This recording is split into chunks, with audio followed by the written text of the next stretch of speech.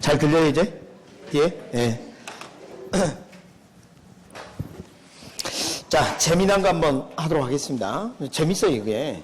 지금 122페이지 보시면 뭐 그림이 하나 있죠? 예, 그래가지고 좀 설명해 드릴 게 있어요. 먼저 여러분이 이제 금융기관에 대출 받는다. 그럼 차입자예요? 대출자예요? 자, 대답을 아직도 조금 그러네. 자, 돈을 받는 사람을 차입자, 빌려주는 사람을 대출자라고 합니다. 그래서 제가 이제 그림 한번 그려볼게요. 자, 돈을 빌린 사람 차입자가 있어요. 근데 이게 1차 저당 대출기간, 1차라고 많이 합니다. 저당 대출기간. 자, 여기에 이제 자금을 이렇게 대출을 해줬고요. 그 다음에 앞으로 이제 원리금을 상환해야 되지 않겠습니까? 그럼 봐요. 이 원금과 이자를 받을 수 권리를 누가 가지고 있어요? 대출기관이. 그래서 우리가 뭔가 이행을 철거할 수 있는 권리를 민법에서 채권이라고 배웠죠? 네, 그렇게 이제 아시면 돼요. 그러니까 원금과 이자를 받을 수 있는 권리를 누가 가지고 있다? 대출기관. 이들이 채권자죠. 채권자. 그런데 말이죠. 자, 이 원리금을 받을 이 권리가 확보가 안 될 수가 있어. 그래서 담보 목적으로 부동산에다 뭘 설정해요? 저당. 그럼 이때는 저당 채권이다라고 표현합니다. 자, 다시 한번. 우리 부동산학교에서는 저당이 설정되어 있지 않고 대출해진 것은 대출 채권 이렇게 부르고, 담보로 저당이 설정되어 있으면 저당 채권 이렇게 부릅니다. 우리는 그래. 그렇게 아시면 돼. 그래서 저당 채권이란 저당이 담보된 채권이다 이렇게 생각하시면 돼요. 자, 그런데 이게 이제 주택담보대출을 한번 해보죠. 여러분, 주택담보대출은 되게 장기가 많아요. 10년 이상 장기. 자, 금융기관은 뭘 먹고 사냐면 낮은 예금이자 주고 높은 대출이자를 받아서 A대차를 먹고 산다고 그랬어요. 그게 금융기관이 주로 하는 거예요. 맞습니까? 네. 그런데 주택담보대출은 대개 보면 뭐 여러 주택을 소유한 자 이런 거 빼놓고는 무주택 서민들을 위한 그런 성격이 좀, 대출 성격이 좀 강합니다. 그래서 정부가 이자를 많이 올리지 못하도록. 근데 불필요하게 대출을 많이 받은 것을 제약하지만 이자는 막 네 맘대로 받아라 이런 경향보다는 정부가 좀 개입을 하는 성향이 있어요. 상업용 부동산보다는. 그러니까 봐요. 대출을 일시불로 대출해주고 원가 이자를 받는데 10년 이상 장기인데다가 이자도 낮아요. 그럼 여러분이 금융기관 입장이라면 주택담보대출을 좋아할 리가 없잖아요. 그래서 예전에는 주택은행이라는 게 있었죠. 한때 주택은행이라고 있었습니다. 뭐 젊으신 분들은 잘 모르겠죠. 저도 우리 할아버지한테 들었어요. 자, 그런데 그 주택은행이 지금 국민은행에 통합됐습니다. 그래서 지금 뭐냐면 기본적으로 주택 자금들을 공급할 때 저리로 공급하고 싶은 마음이 있어서 그렇게 주택은행을 운영해왔던 겁니다. 지금은 이제 별로 필요가 없어요. 이걸 보면 오늘 알 수가 있게 돼요. 야, 주택담보대출, 무주택자들이 좀 대출 좀 해줘라. 그럼 애들이 싫어해. 왜? 기간이 장기예요. 목돈 주고 푼돈 받는데 이자도 크게 많이 못 받아요. 싫어하겠죠? 좋아할 리가 없지. 싫어요. 그러니까 뭐라 하냐면 대표적인 실체가 있는 그 기관이 한국주택금융공사입니다. 여러분 한국주택금융공사 들어본 적 있습니까? 이렇게 이야기합니다.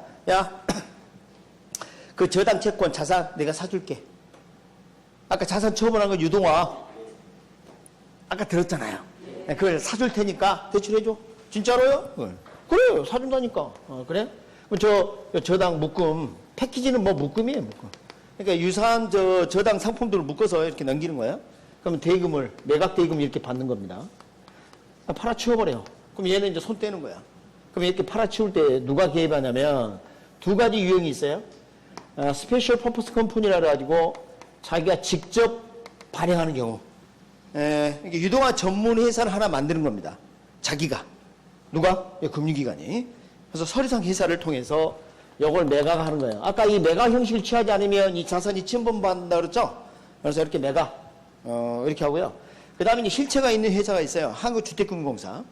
Korea Housing Finance Corporation. 그래서 HF라고 합니다. HF. 자, 금융공사 들어본 적 있죠? 이건 실체가 있는 회사예요. 다시 한번. 자기가 특수목적 회사, 유동화 전문 회사를 만들어가지고 설립을 해서 소유권을 넘긴 형식을 취하거나 아니면 진짜 존재하는 유동화 중개기관인 부동산 한국주택금융공사에다가 매각을 하거나 이런 방법을 취합니다. 여러분, 이 대금은 어디서 났을까요? 이들이 증권을 발행한다는 겁니다. MBS, Mortgage Backed Security. 그러니까 아까 ABS하고 다른 점이 뭐예요? 여기는 저당이 설정되어 있다는 거 아니에요? 그래서 저당담보증권 이렇게 번역을 더 많이 합니다. 요즘은. 처음에 주택담보증권 이렇게 많이 했다가 요즘 또 저당담보증권이라고 그래요. 투자자에게 이걸 매입이라고 합니다. 투자자. 자 봐요. 아까 자금이 여유가 있는 저분 투자자에게 증권 사세요. 그걸 제가 왜 삽니까? 야, 먼 근가 이자 줄게. 그러니까 뭐라 그러냐면 싫어요. 제가 예전에 세상 넓고 숨을 곳은 많다. 그 회사에다가 한 푼도 못 받았다는 거예요. 근데 뭐라 하냐면 이런 거예요. 걱정하지 마라. M이 뭐예요? 먹이지, 저당. 일반 회사차하고 다르죠? 뭐가 설정되어 있어요? 저당. 그러니까 일반 회사가 뭐 차익률서 써준 거하고 달라. 담보가 있다면 담보가. 그리고 또 하나. 여기 봐요. 이거 대출이자예요? 예금이자예요? 봐요. 여기 지금 저당 대출 기간이 차입자에게 빌려준 요 자금은 대출이죠? 대출이자가 높아요? 예금이자가 높아요? 잘 몰라요? 여러분 그 통장에 이자 많이 들어와요? 거의 안 들어오잖아. 그 생각하면 아시지. 근데 돈 빌리면 이자 안 내면 악을 지르고 난리잖아. 그러니까 대출이자가 더 높습니다. 그래야 그 차이를 먹고 은행이 살지. 그죠? 네, 근데 여기 봐요. 원리금 주겠다는데, 자, 이 원리금 요 이자가 저거 대출이자인데 그만큼 높은 이자가 넘어갈 가능성이 있어요.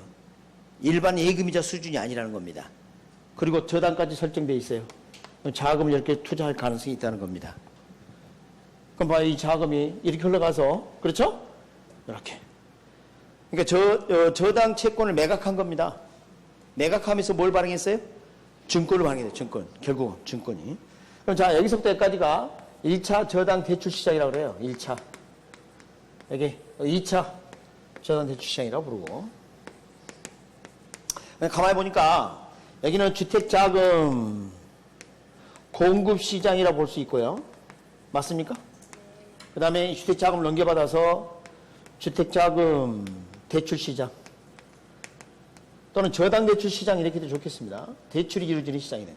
여기는 대출이 이루어지고 여기는 자금이 공급되고 이렇게 하는 겁니다. 자, 어떤 특징이 있냐면 자, 부동산이라는 실물에 대해서 그 대출 자금이 여기 증권시장 등에서 들어온 돈이에요. 자, 부동산 실물에 대한 것을 금융시장하고 연계해 주는 역할을 해요. 많은 투자자들이 그 자금을 어디 투자할까? 부동산을 연계해 주는 겁니다. 이렇게. 그러니까 유동화가 엄청나게 중요한 역할을 하는 겁니다. 그러면 내가 이제 오늘 강의를 듣고 보니까 내가 KB국민은행에 주택담보대출을 받았다는 거 아니에요? 그러니까 온갖 이자를 갚으려고 가만히 생각해 봤는데 오늘 강의를 들으니까 그게 증권으로 발행되고 있다는 거예요. 불안해. 내 저당 채권을 근거로 증권을 발행해. 걱정할 거 없어요. 어차피 돈 안 갚으면 압류 들어온 건 똑같아. 안 그래? 신경 쓰지 말란 말이야. 지금까지도 신경 안 쓰고 사셨잖아. 오늘 처음 알았잖아요. 그래서 아는 게 병이 되셨어요? 아, 그럴 필요 없다. 2차 요 시장은 저당 차입자 직접 관련이 있다 없다? 없다. 없다. 신경 쓰지 말아요. 특히 이제 안정기 교수는 뭐라고까지 이야기하냐면 2차 저당 대출 시장은 저당 차입자와 아무런 직접 관련이 없다. 이렇게까지 강조했어요. 그러나 이제 냉정히 이야기하면 전혀 무관하다고 말할 수는 없죠. 저당 채권이 이렇게 연기돼서 넘어온 거니까. 이해되셨어요? 그럼 유동화는 몇 차 시장에서 이루어지나요? 2차 시장에서 이루어집니다. 2차 시장. 자, 이제 몇 가지 좀 더 보면 말이죠. 유동화 전제 조건이, 봐봐요. 이 원리금. 요건 여러분 교재 이제 앞으로 넘어와 봐요. 앞으로 넘어와 하단에 있으니까 적지 말으라고요. 네? 121페이지. 들어봐요. 여기 뭐냐면 저당 수익률. 저당 수익률이 뭡니까? 대출 기간이 저당 대출을 해주고 받게 되는 이자 수익률 아닙니까? 대출 이자율. 그리고 여기 봐요. 증권의 기대 수익률. 증권의 기대 수익률이 있고요. 투자자가 요구하는 요구 수익률이 있겠죠. 자, 이 둘을 비교해 보도록 합니다. 여러분 우리 배웠었어요. 투자자가 요구하는 요구 수익률을 충족하고 남음이 있거나 충족하거나 해야 투자하는 거죠. 기대 수익률이 요구수보다 크거나 같아야 투자한다고 배우지 않았습니까? 그런데 저당 수익률 이것은 받는 이자. 이것은 증권을 가진 자에게 지급하는 이자. 이게 더 커야 돼. 이게. 받는 이자가 지급하는 이자보다 더 작으면 어떻게 해요? 안 되죠. 그래서 유동화의 전제조건입니다. 그래서 이렇게 표현하면 옵니다. 자, 유동화가 이루어지기 위해서는 저당 수익률이 투자자의 요구 수익률을 충족해야 한다. 5. 5? 잘 봐요, 부동을. 그래서 121페이지에 그렇게 볼 수가 있습니다. 여러분, 이렇게 하게 되면 여러분 122페이지 봐봐요. 그림 밑에 보면 1차 주택저당대출 시장, 2차 주택저당대출 시장 이렇게 설명을 좀 해놨어요. 유동화 과정도 정리 잘 돼 있죠. 그죠? 생각보다 좀 깔끔합니다. 해놓고 보니까. 자, 그 다음에 이제 동그란 5번. 저당차 추적 관련이 없다. 그래서 우리가 지금 요거 시행하고 있다는 거 아닙니까? 여러분, 오른쪽에 123페이지 봐봐요. 저당 유동화 효과가 나와 있나요? 그거 읽어보면 이제 이해가 됩니다. 그러니까 고정된 자금이 유동성 위험, 현금화가 안 된다든가 이런 금리 위험 등을 감수시킬 수 있는 대출기관 입장에서는, 그죠? 팔아치워버리니까. 대출 여리가 확대되고, 그 다음에 자기자본 비율은, 자기 자본이 차지하는 비율이 어느 정도 유지되어야 한다. 이걸 정하고 있는 거예요. 결제은행의 그 기준인데요. 그것까지 여러분이 알 필요는 없고, 그러니까 자산의 건전성 적어봐요. 자산 건전성 그렇게 해보세요. 자기자본 규제에다가 뭐라 적어요? 자산 건전성. 위험 자산을 너무 많이 가지고 있으면 안 돼. 그래서 매각하게 되면 여러분 불확실성이 있는 저당 채권이 줄어들죠. 그죠? 네, 그래서 거기에 좀 유리해집니다. 여기까지는 또 그 정도만 아시면 되겠어요. 정부 입장에서 어떻게 됩니까? 대출 자금 재원을 확충할 수가 있어요. 한정된 재원으로 대출 자금을 더 많이 확보할 수 있다는 겁니다. 한번 봐봐요. 자금을 저렇게 줬어요. 그럼 금융기관이 또 대출해 줄 때 또 저당 설정을 대출해 줄 수 있어요. 그리고 부족하다 그러면 어때요? 매각해서, 그렇죠? 또 자금을 확보하고. 계속 가능하다는 게 그렇게 볼 수가 있습니다. 투자자 입장에서 또 어떻게 투자 상품이 또 더 늘어나겠죠? 예전에는 뭐 증권, 채권 이런 거밖에 없었는데 이제는 뭐 또 가능하다?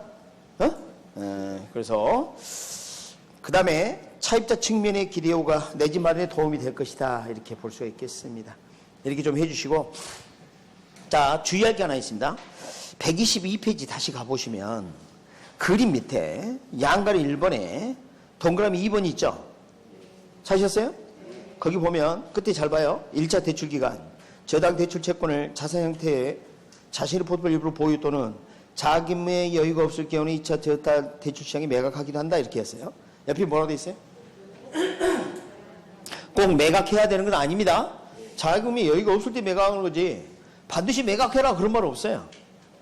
이해하셨어요? 네, 그런 부분 좀 주의를 좀 해주시고, 자, 한국주택금융공사 이야기가 좀 나와 있어요. 자, 이것은 예전에는 이제 주택금융공사법의 내용도 우리에게 막 출제를 많이 했어요. 그 다음에 그 상품, 보금자료 상품에 대한 내용도 자세히 출제한 적이 있고 그랬었는데 요즘 수년간 거의 출제를 안 합니다. 초기 도입됐을 때 많이 출제를 했지 요즘은 거의 안 하니까 막 상품 너무 애우려고 그렇게 하지 마세요. 잠깐 이거 봅니다. 이 한국주택금융공사 있잖아요. 여기 잠깐 봐요.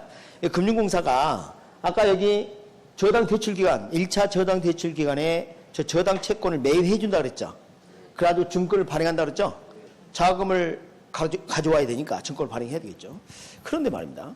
시중은행들이 대출 상품을 만들어가지고 대출해 줄 때 각양각색입니다. 그럼 그걸 매입해가지고 증권을 만들어서 팔기가 쉽지가 않아. 그래서 야, 격을 좀 맞춰. 격에 적합하게 대출해줘. 그게 적격 대출입니다. 무슨 대출? 적격 대출. 좀 이따 나와. 기다려봐요. 그러니까 틀을 잘 만들어서 대출 상품을 운용해야지. 안 그러면 내가 사주기 좀 곤란하다. 내가 그걸 매입해가지고 내가 증권을 발행해야 되는데. 그래서 결국은 적격 대출도 금융공사가 돈을 주는 거와 똑같죠. 여기서 돈이 나오는 건 마찬가지예요. 증권을 발행해서. 그런데 하나 더 있어요. 한국주택금융공사는 이런 저당 채권을 매입해서 증권을 발행하기도 하지만 본인이 직접 저당 대출도 해요. 금융기관처럼.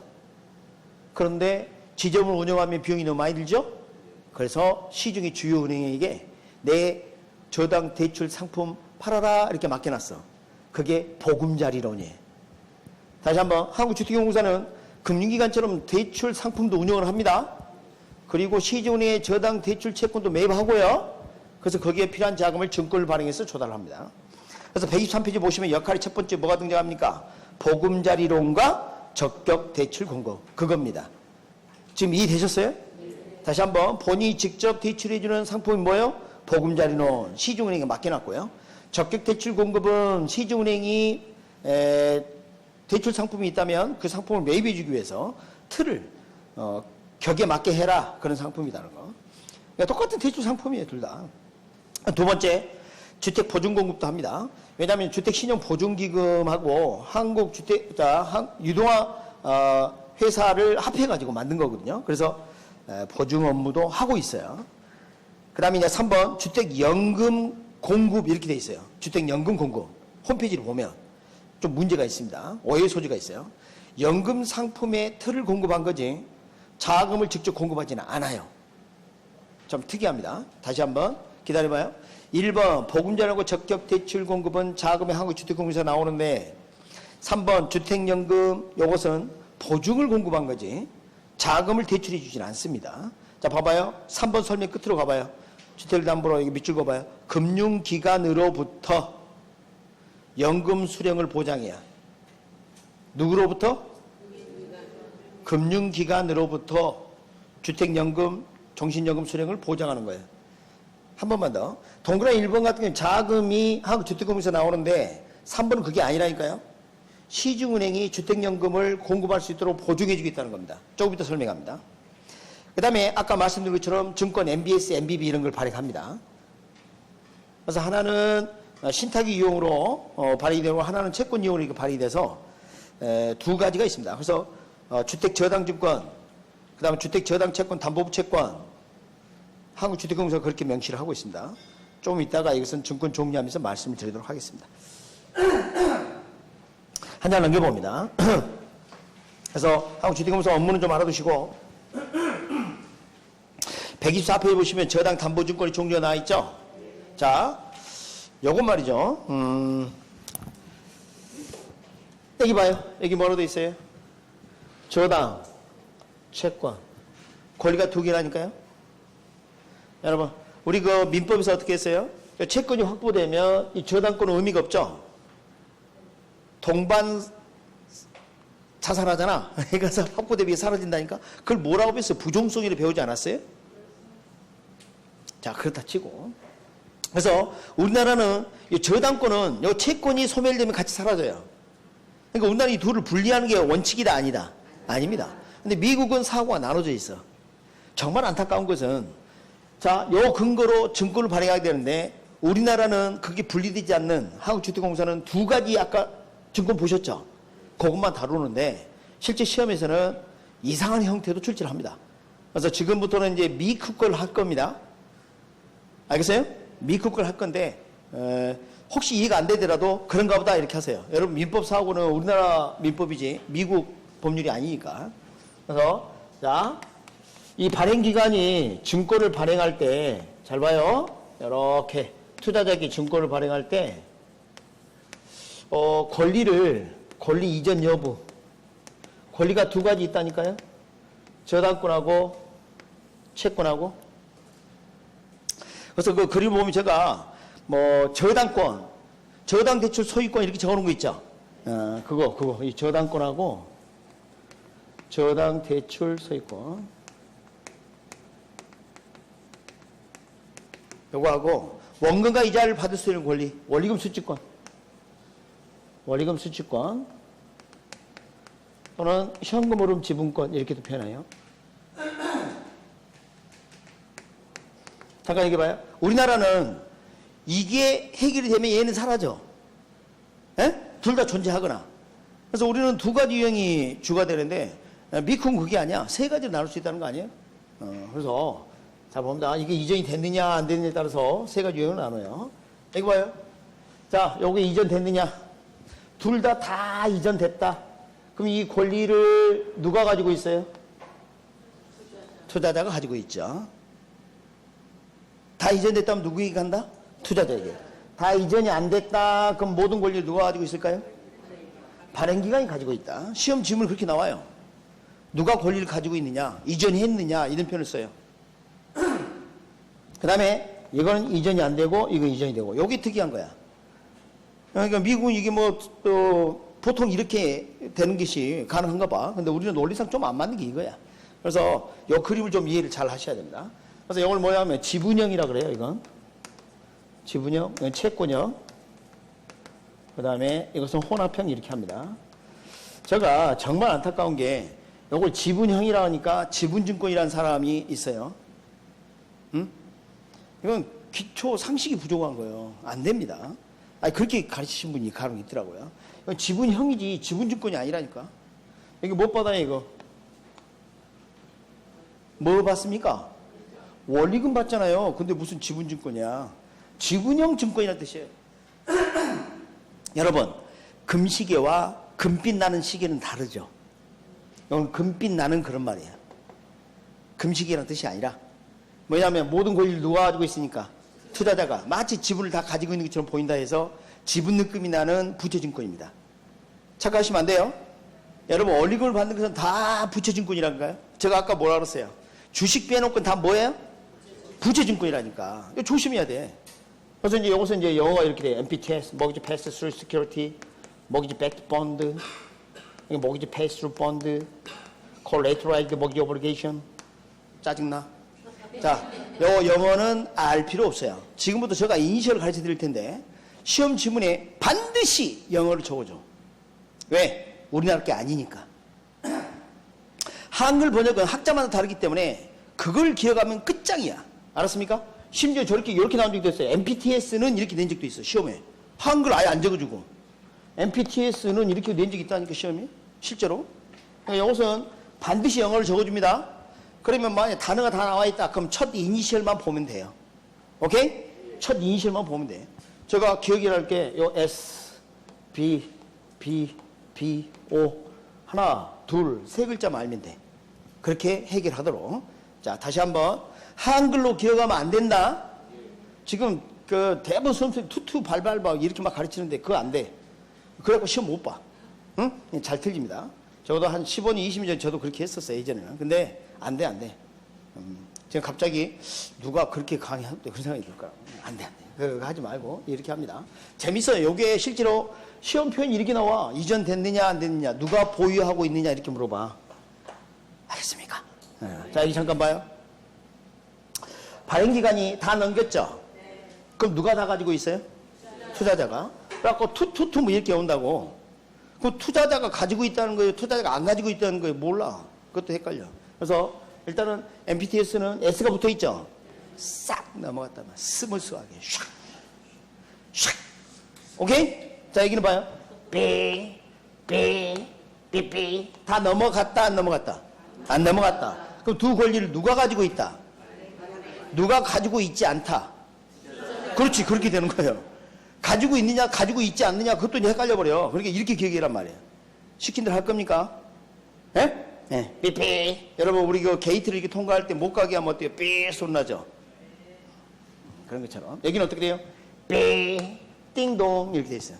그러니까 이 표현이 뭐예요? 하나는 안 넘어갔고 하나는 넘어갔던 이야기죠? 여기 봐요. 삐. 하나는 안 넘어갔던 표시야. 그리고 나머지는 넘어갔던 이야기고. 띵동. 하나 넘어갔어. 나머지 하나가 안 넘어갔어. 아까 이건 둘 다 안 넘어간 거고, 이건 싹 다 넘어간 거고. 그렇게 기억합니다. 그렇게. 근데 이제 뭐가 안 넘어가고 넘어간지 이제 헷갈려. 네, 여기 봐요. 저당권이 안 넘어갔다. 색깔 그렇게 칠했으면 나는 참 좋겠는데. 이렇게. 됐어요?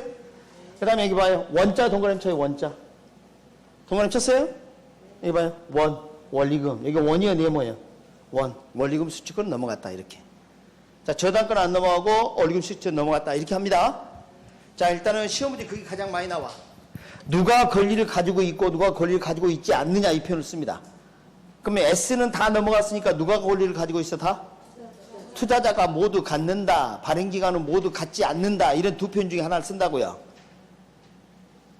그러니까 발발 외우면 시험 지문이 투자자가 모두 갖는다, 발행기간은 모두 갖지 않는다 이렇게 하면 발이니까 틀렸네. 그러면 안 돼. 그 암기법 그거 하지 말라고.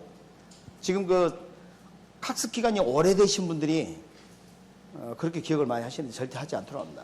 응? 이렇게 하세요. MPTS 싹 다 넘어갔어. 누가 가지고 있어? 투자자.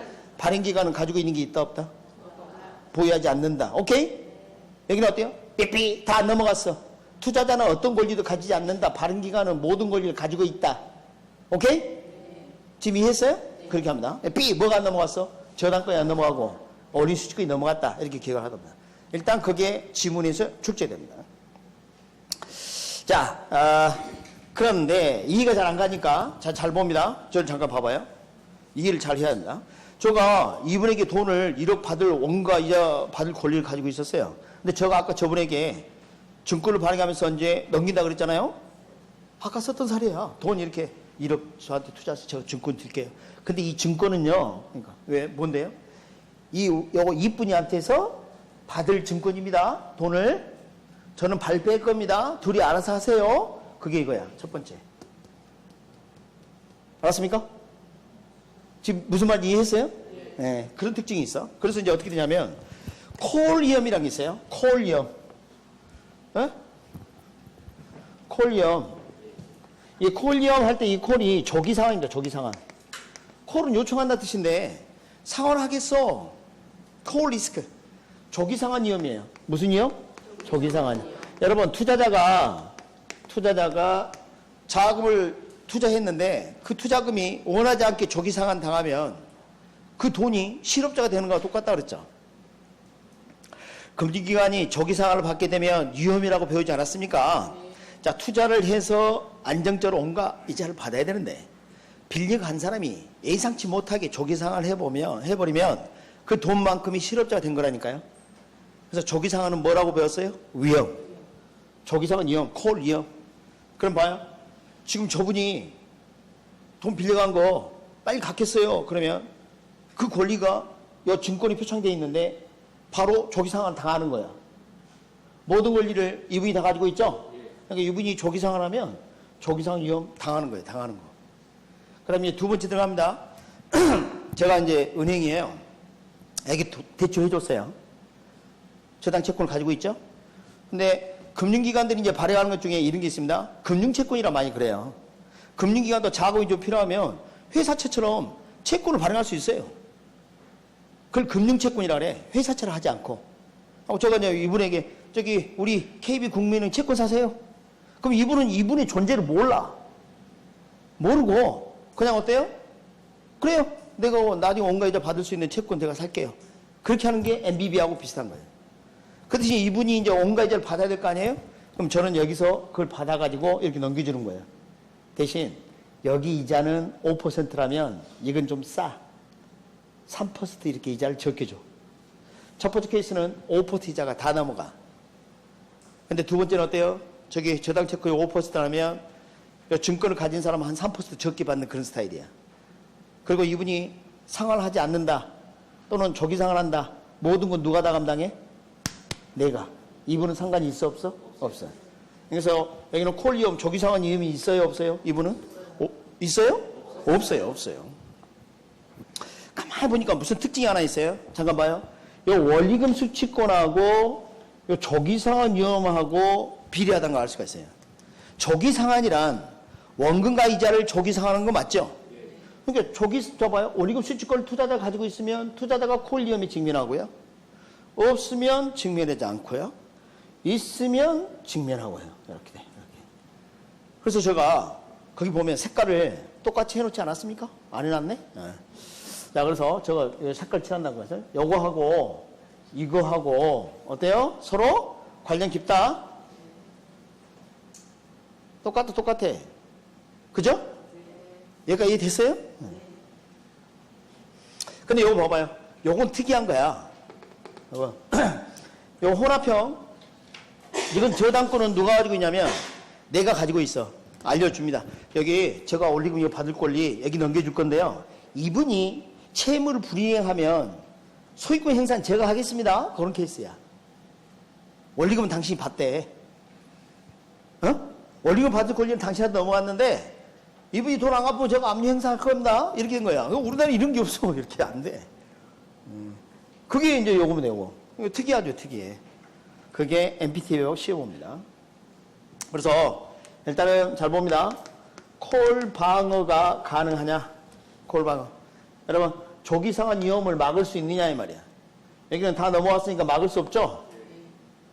그러니까 사실 여기에 위험이 있으면 못 막는 거고 없으면 막는 거예요. 예외가 하나 있어서 이 칸을 만든 겁니다. 자, 안 넘어왔어. 콜 방어 가능해. 넘어왔어. 콜 방어 안 돼. 이거 넘어왔으니까 콜 방어 안 돼야 되는데 가능합니다. 그게 달라. 자, 어떤 특징이 있느냐?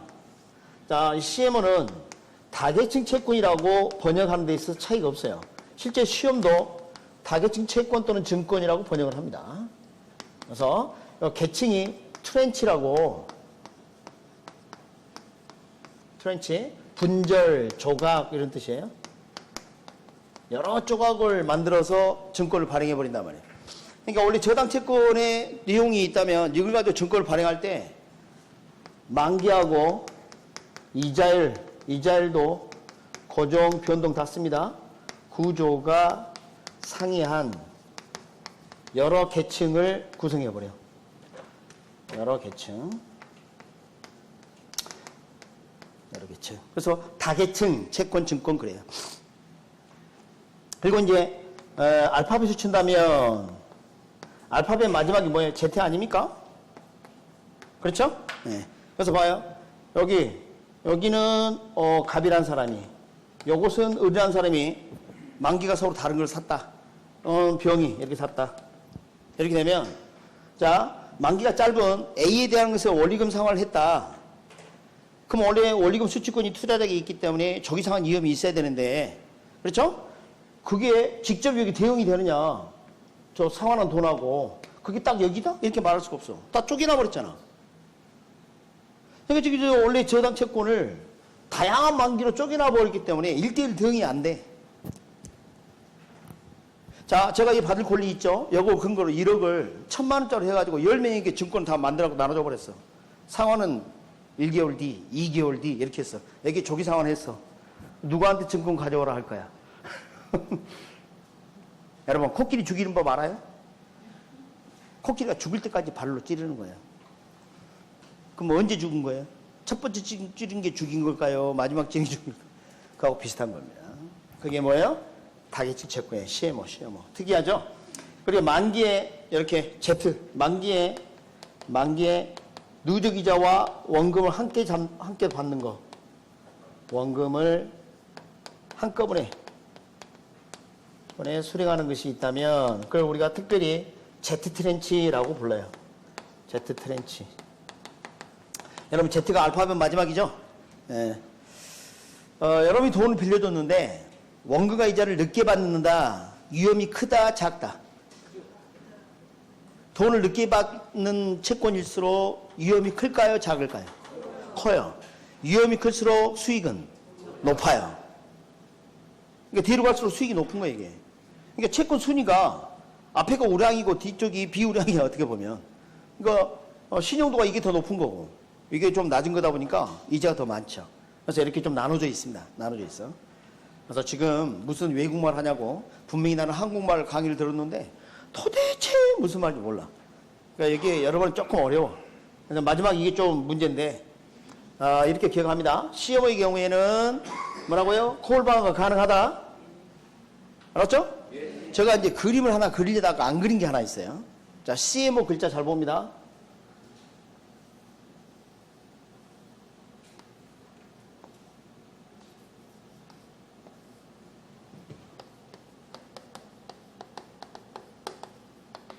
우산이 우산. 눈치를 못 채냐? CMO 우산. 방어 가능하다. 알았죠? 해봐요. 콜리움 둘 다 떨어져. 비가 오고 있는데 얘는 우산 들고 있어서 막을 수 있다. 이렇게 기억하세요. 나도 힘들어. 우리나라 시스템이 아니야. 그럼 자, 재밌는 거 이야기 해볼게요. 그럼 우리나라도 MBS나 MBB 막 이런 거 발행한다고 그랬죠, 아까? 재밌는 것은 원래 논리는 이건 만기의 이자율 구조가 각 계층이 하나인 것들이야, 다 원래가. 근데 우리나라는 이런 유형인데도 불구하고 만기의 이자율 구조가 상이한 여러 계층으로 발행해버립니다. 그러니까 원래 발행 구조는 첫 번째 MPTS하고 MBB하고 유사한데 실제로 발행을 할 때는 만기와 이자율 구조가 상이하다는 겁니다. 그래서 우리나라가 지금 유통되고 있는 증권들은 몸 형태는 구조는 요거하고 비슷하게 생겼는데 성격은 CMO 성격이 되어버린 거예요. 그래서 우리나라 유통되고 있는 대부분 증권은 무슨 성격이다? CMO 성격. 만기 이자율 구조 상이하다. 저를 봐요. 저는 한국 동양인이에요? 서양인이에요? 구조가, 몸 구조가 동양인이야. 그런데 미쿡에서 태어났어요. 그러면 성격은 미쿡 사람, 한국 사람. 미국 사람 같이 됐다 이 말이에요. 이게. 응? 그게 좀 특이해. 그래서 여러분 좀 어려워 이게 좀 그렇죠. 그것도 이해가 좀 안 된다면 나름대로 이해시킬 수 있도록 여러분 124페이지부터 125페이지 좀 정리를 좀 해놨습니다. 꼭 읽어보셔야 합니다. 네. 그리고 그 표 밑에 보니까 발행의 크기 나와 있죠. 여기 아직 출제가 안 됐는데 발행의 크기. 자, MPTS가 가장 크다고 돼 있죠. 그 다음에 MPTB. MPTB하고 CM으로는 유사하다고 봅니다. 그 다음에 MBB. 발행의 크기. 여기 잠깐 봐요. 왜 이렇게 되나 봐요. 여기 잠깐. 여기 1억 빌려줬어. 그럼 저당 채권을 제가 이분에게 매각했죠. 매각했죠. 여기 봐요. 이분에게 매각했을 때 1억이 채권을 다 매각해버린 거야. 그러니까 이분이 조기 상환을 하더라도 나는 전혀 상관이 없어. 그래서 증권을 발행할 때 지분형은 거의 100% 발행해. 거의 그대로. 저당 채권 총액하고 증권 발행의 크기가 거의 같습니다. 근데 이건 어때요? 여기 조기 상환하면 발행 기간이 조기 상환에 대한 위험을 부담해야 돼. 증권 가져가 할 수 있어요? 없어요? 없어요. 그러니까 이게 1억이면 증권 한 8천만 원만 발행해. 초과된 위험을 담보하기 위하여 그래요. 방금 뭐라 했어요? 초과 위험 담보. 그러니까 지금 증권 발행액은 8천만 원밖에 안 되지만 요 2천만 원이 조기 상환될 수가 있잖아요. 이게 자기가 스스로 담보해야 돼. 이게 증권 발행을 많이 하면 안 돼. 혹시 2천만 원이 조기 상환될 수가 있잖아. 오케이? 요거 한 중간 정도 된다고 봐요. 그래서 시험에 아직 안 나온 거 이렇게 얘기합니다. 여러분 증권을 발행하려면 인쇄해야죠. 자, 인쇄기 돌아가는 소리 잘 들어봐요. 샥 삑 기계가 한 번 걸렸어요. 삑삑 두 번 걸렸어요. 여러분 증권이 어떤 게 가장 많이 발행될까요? 안 돼? 자, 증권 발행 기계 가장 큰 게 뭐라고요? MPTS. 샥 여기는 삑삑 두 번이나 걸렸잖아. 됐죠? 네. 꼭 기억을 하세요. 자, 여기 좀 어렵습니다. 그래서 기본소로는 도저히 설명해 줄 수가 없어요. 안타깝지만. 그래서 이거 선생님마다 강의하는 게 좀 다른 게, 가장 다른 게 이거입니다. 네, 그래서 그걸 좀 보시고. 그래서 MPTS 샥 다 넘어갔다. 누가 다 가지고 있다? 투자자가 두 권리를. 발행 기간은 모두 갖는다, 갖지 않는다? 갖지 않는다. 콜리엄 있다, 없다? 투자자. 콜리엄 있다. 어리금 수익권이 넘어왔으니까. 그러니까 콜리엄과 관련된 거 어리금 수익권과 관련이 있다. 그 다음에 삐삐 다 안 넘어갔다. 누가 다 가지고 있다? 발행기관이 가지고 있다. 그러면 조기상환 위험은 누가 감당해야 돼? 발행기관이. 따라서 투자자는 콜리엄이 있다, 없다? 없다. 그럼 콜방은 된다. 그럼 MPTB하고 CMO 어때요? 하나는 삐, 하나 안 넘어갔고, CMO 띵도 하나 넘어갔고. 뭐가 안 넘어갔어요? 저당권이. 뭔 넘어갔고? 어리금 수익권이. 어리금 수익권은 콜방하고 관련이 있었다 그랬죠? 그래서 투자자가 위험을 감수해야 되는데 CM은 우산 써버렸다 이 말이에요. CM은 우산 썼다니까. 저걸 내가 여기다 그리려다가 말았다니까. 일일이 그려서. 자, CM은 뭐 쓰고 있다고요? 우산. 콜방어가 투자자 선택에 따라 가능하다. 이게 시험에 출제된 내용입니다. 상당히 중요하고요. 그리고 우리나라는 자 봐요. 한국주택금에서 발행하는 거 구조는요. 동양인 구조인데 성격은 서양인 돼버렸어요. 그래가지고 적지 말아요. 사실은 한국주택공사에서 주택저당증권 MBS라고 부르는 놈하고 주택저당채권 담보채권이라는 MBB 두 가지를 발행하는데 MBS 주택저당증권은 구조가 MPTS하고 유사해요. 소유권 이전 형식을 취해 신탁의 방법으로. 증권을 발행할 때. 근데 이건 그렇지 않아. MBB라고 적고 있는 거. 그래서 이 MBB하고 구조가 유사해. 그러나 실제로 발행할 때는 만개 이자 구조 상에 여러 계층을 구성해 놨어. 그래서 무슨 성격이다? CMO 성격. 125페이지 하단을 보시면 삼각형 다이아몬드 두 개가 있는데 두 번째 게 아직 출제가 안 됐어. 별표. 그게 출제될 대상이야. 맨날 출제만 된 거 하지 말고. 이게 나올 내용입니다. 지금 봐보면 뭐 한국주택공사가 발행하는 주택저당증권이나 주택저당채권, 담보채권은 구조는 그렇지 않지만 만개 이자 구조가 상이하므로 무슨 성격이다? CMO 성격. 자, 시험 문제 나갑니다. 우리나라에 유통되고 있는 대부분 저당증권은 CMO 성격이라고 볼 수 있다. 5. 한국주택공사가 발행하는 증권, MBS, MBB는 CMO 성격이라고 볼 수 있다. 5. 그렇게 하면 됩니다. 그게 예상 문제라니까. 재밌죠? 그것만 알면 돼. 그리고 어떤 게 증권이 가장 많이 발행되고? MPTS. 가장 적게 발행되는 거? 삐삐. 그렇게 하시면 돼. 그러면 모든 문제 다 걸립니다. 그리고 제가 지금 전달해드린 내용을 벗어나는 내용은 출제 가능성이 1%도 안 돼. 만약에 모의고사 나왔다. 안 봐도 돼. 오케이? 자, 제가 전달한 내용을 벗어난 모의고사 문제가 있다. 안 봐도 돼. 그 나올 가능성은 지구가 멸망할 때까지 없어. 거의. 알았어요? 네. 걱정하지 마시고. 자, 제일 하단에 한국주택공사 보금자리하고 주택용. 참, 이번에 모의고사 보시나요? 네, 꼭 보세요. 올림픽 정신. 10월까지 무슨 정신? 그게 뭔데? 참가하는데 의의가 있다. 그날은 김밥 한 줄 사가지고 시험 보세요. 자, 이제는 그 125페이지 하단을 보면 한국주택공사 보금자리론과 주택연금 나와 있습니다. 자, 보금자리론 나와 있고요. 넘겨봅니다. 그 보금자리론이 지금 종류가 여러 가지가 있는데 예전에 이걸 자세히 출제했는데 이제는 안 해요. 자세히 출제 안 한 지 지금 6년, 7년 돼갑니다. 거의 안 합니다, 요즘은. 네, 그래서 제가 이제 이런 얘기 하나 드릴게요. 나는 한국주택공사의 주택담보대출 보금자리론, 보금자리가 주택이니까 론이 대출이죠. 주택담보대출입니다. 그러니까 상품 이름을 보금자리론 이렇게 한 거예요. 운동화가 있는데 상품이 나이키야 그냥. 알았습니까? 네, 그래서 보금자리는 상품 이름인데 이 주택담보대출은 이제 고정금리가 원칙인데 약간 변화가 있어요. 특정 기간까지만 고정금리고 어느 기간 이후부터는 뭐 변동금리 하는 케이스도 있고 그 다음에 상환 방식이 아까 우리가 배웠던 원금긴등, 원리금긴등, 심지어는 체증식까지 있어. 체증식은 나이가 많은 사람 안 돼. 그런 게 좀 있습니다. 사입실 기준하고 그런 게 있습니다. 그래서 그런 경우 빼놓고는 기본적으로 다 이제 대출을 받을 수가 있게 되는데 시중은행에다가 이 상품을 팔라고 맡겼기 때문에 수수료를 줘야 합니다. 그런데 여러분이 한국주택공사 홈페이지 들어가서 인터넷 대출을 받아버리면 그것을 아낌이 보금자리론 또는 유보금자리론 여기에 해당이 돼요. 그 유하고 아낌이 있죠? 찾으셨어요? 네. 인터넷 대출입니다. 인터넷 대출. 심지어는 우리 그 저당 설정하거나 이렇게 하는 거 전자식으로 하는 거 우리 전자적 처리하는 거 등기법이 배웠죠? 아직 안 배웠어요? 네, 이제 등기도 이제 전자적으로 할 수가 있다면 이렇게 거기까지 하게 되면 수수료 더 들죠. 여러분 그 실제로 등기하러 가면요 물건당 그 뭘 사야 돼요.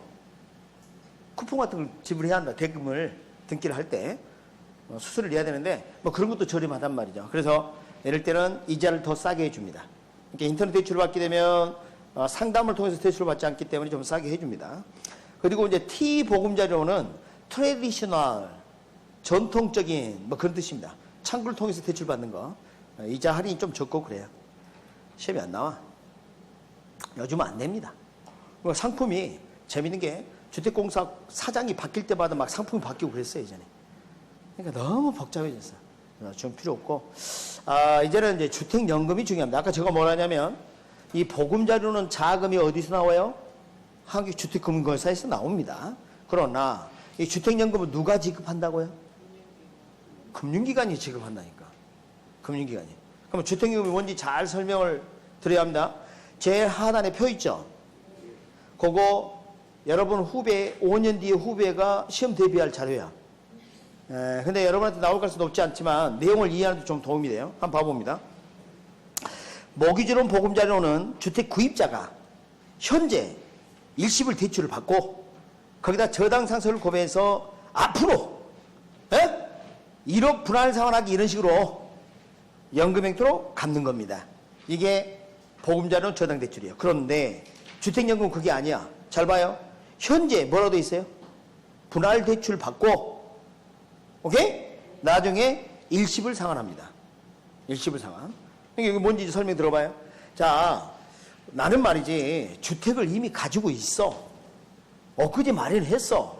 강남에다가 평생 지금 저축한 돈하고 퇴직금 받은 거하고 다 모아가지고 20억 주고 샀다니까. 그 주택을 만지면서 너무 눈물이 흘렀어. 내가 평생 모아서 이 집을 샀다는 거 아닙니까? 자, 너무 기분이 좋고 오늘 저녁을 먹기 위해서 쌀통을 열어보니까 쌀이 없네. 내 나이는 60이 넘었고 무슨 의미가 있냐고. 그럼 이제 어떻게 해요? 이제 이 집 전세 내놓고 자기 또 다른 집에 사. 이러지 말라야 말이야.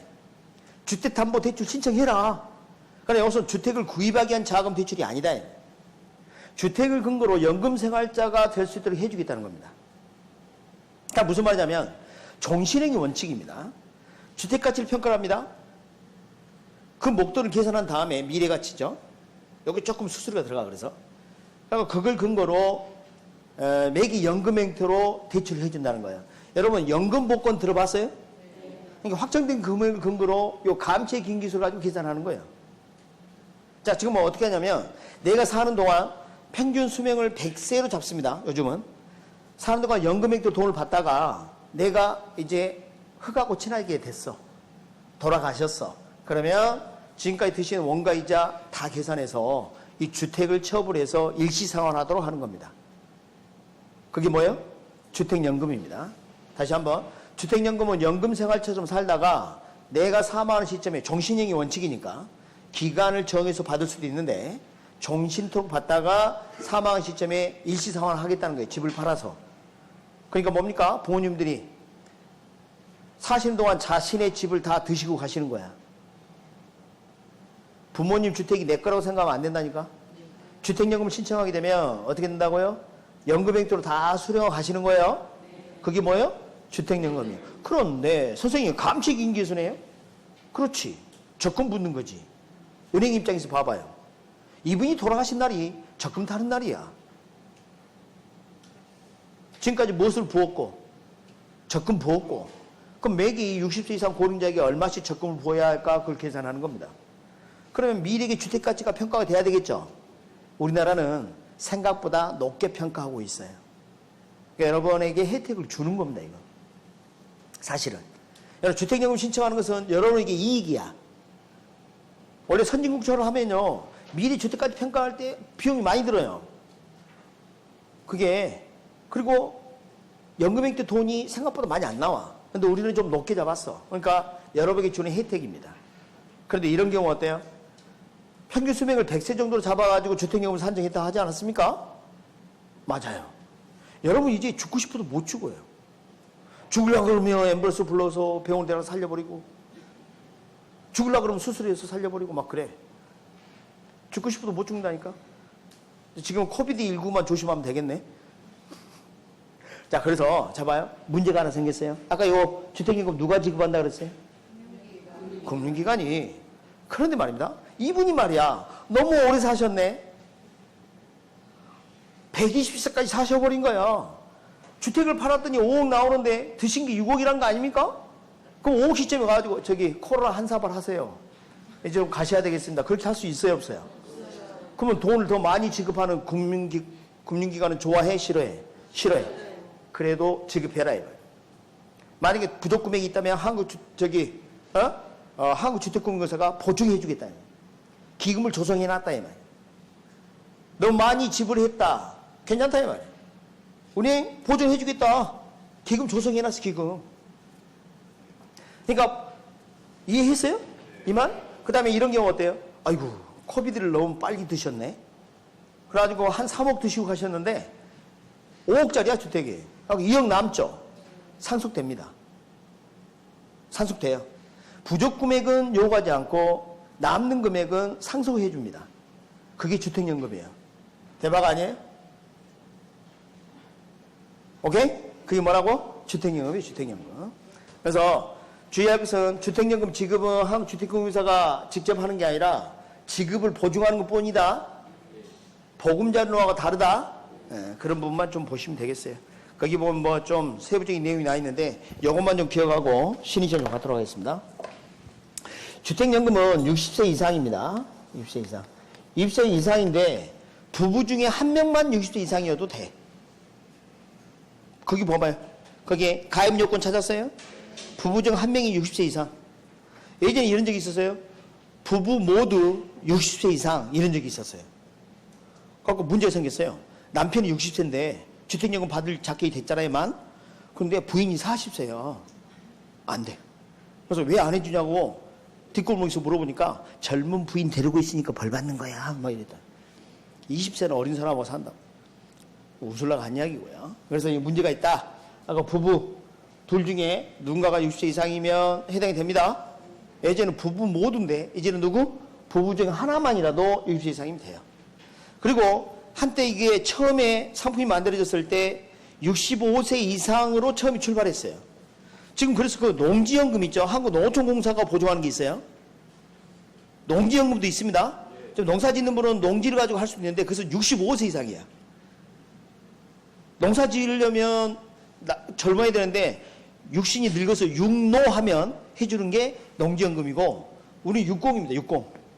여기는 집이 있으면 가만히 일하지 않고 입만 딱 벌리고 있으면 입에다가 연금 이렇게 주는 거예요. 아, 연금. 몇 세 이상 우리? 60세 이상. 그래서 지금 그 농지 가지고 계시는 분은 농지연금도 가능하니까 한번 보세요. 자식한테 꼭 그 농지 밀려주려고 하지 말고 자식들한테 물려줘봐 소용없어. 싸우기나 해, 싸우기나. 예? 저는 안 물려주려고요. 아니 뭐 결혼장 딱 대학 졸업 한 2천만 원 땡겨주고 끝나는 거예요. 그냥 네가 알아서 살아라고. 아 쥐가 부르서 살아야지 내가 평생 먹여 살려? 나도 죽을 건데.